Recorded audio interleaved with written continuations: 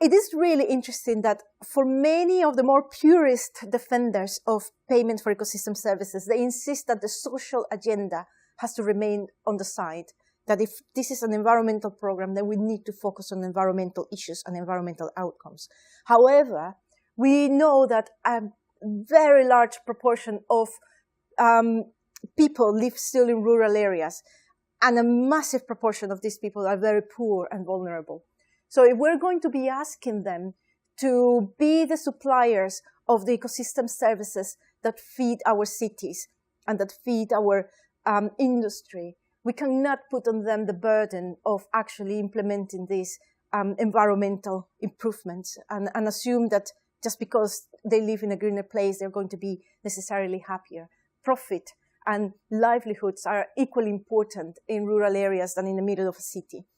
So we need to really look into the poverty component of any environmental instrument, and payment for ecosystem services being one of them. We really need to understand that the concept of the poor is a very heterogeneous concept.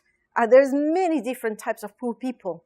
It will vary from region to region, even within a region. And even within the issue of talking about poverty, we have all of these issues of multi-dimensions of poverty. We have short-term poverty.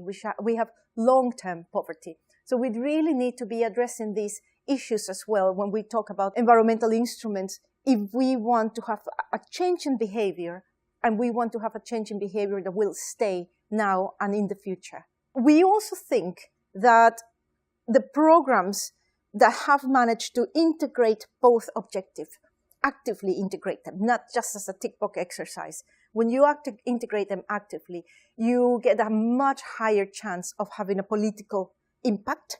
You get that political teeth to actually engage people, move beyond the environmental bubble, and really look at beyond the grass and the tree and look into the people who are actually managing and affecting these ecosystems and being affected by them.